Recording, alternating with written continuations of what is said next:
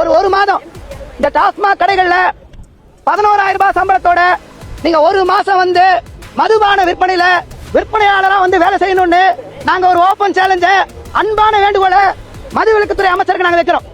11,000 ரூபாயில தமிழும் தளபதியும் எங்கள் அடையாளம் இல்லை. இந்த வீடியோ கிளிப் பார்த்துருப்பீங்க. அதாவது ஒரு டாஸ்மார்க் ஊழியர் தான் இவர் பேட்டி கொடுக்குறாரு. அதாவது எங்களுக்கு இத்தனை வருஷமா வந்து மாசம் 11,000 ரூபாய் தாங்க சம்பளம் வருது, இது எங்களுக்கு பத்தாதுங்க, நாங்க டாஸ்மார்க்ல வேலை செய்யறோம், வேணும்னா அமைச்சர் விக்னேஷ் அவர்களை வந்து 11,000 ரூபாய் மாசம் சம்பளம் வாங்கிட்டு எங்க கூட வந்து வேலை செய்ய சொல்லுங்கன்னு கேள்வி கேட்கிறாரு. இவருக்கு பதில் சொல்லாட்டி நல்லா இருக்குமா? நமக்கு தப்பா போயிரும்ல. அதான் இவருக்கு பதில் சொல்றேன். பேட்டி கொடுத்த அங்கிள், 11,000 ரூபாய் தான் சம்பளம் தெரிஞ்சுதானே நீங்க வந்து இந்த வேலையை சூஸ் பண்ணி வேலைக்கு வந்தீங்க. இத்தனை வருஷமா இத்தனை மாசமா அதான் சம்பளமா வாங்கிட்டு இருக்கீங்க 11,000 ரூபாய.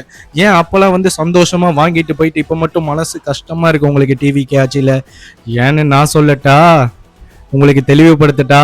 ஏன்னா மக்களே, இத்தனை வருஷமா வந்துட்டு டிஎம்கே ஆட்சியிலையோ ஏடிஎம்கே ஆட்சியிலையோ வந்துட்டு மாறி மாறி 24 மணி நேரமும் ஒயின் ஷாப்பை ஓப்பன் பண்ணிட்டு பாட்டிலுக்கு 150 முதல் 200 ரூபா வர பிளாக்ல வித்துட்டு பாட்டிலுக்கு நார்மல் டைம்ல 10 ரூபாய போட்டுட்டு 50,000 ரூபாய்க்கு மேல சம்பாரிச்சிட்டு இருந்தாங்க. மாசம் மாசம் ஒரு ஐடி எம்ப்ளாயோட அதிகமா சம்பாரிச்சிருக்காங்க. சொல்ல போனா அதான் உண்மை. அப்படி இருந்த வாழ்க்கைய இப்ப தளபதி ஆட்சி வந்ததுக்கு அப்புறம் இந்த மாதிரி அண்ணன் விக்னேஷ் அவர்கள் சொல்லிட்டார், அமைச்சர் அவர்கள், என்னது எம்ஆர்பியில தான் விற்கணும், பிளாக்ல கடை இருக்கக்கூடாதுன்னு தளபதி அவர்கள் சொல்லிட்டாரு. கரெக்டான டைமை ஃபாலோ பண்ணும், அதுக்கு முன்னாடியே எல்லாரும் வெளியே போயிடணும், கணக்கு கரெக்டா இருக்கணும். இதெல்லாம் வந்துட்டு சொன்னதுக்கப்புறம் இவங்கனால எதுவுமே போட முடியாதுல்ல. போட்டு சேர்த்தி வச்சுதானே வீடு வீடை கட்டி வச்சிருக்கானுன்னு நினைக்கிறேன். இப்போ அந்த சொகுசு வாழ்க்கையெல்லாம் போயிருச்சு.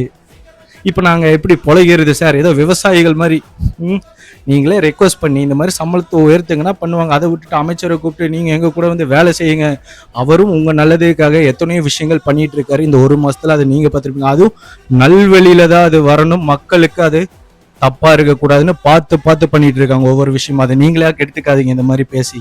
நன்றி.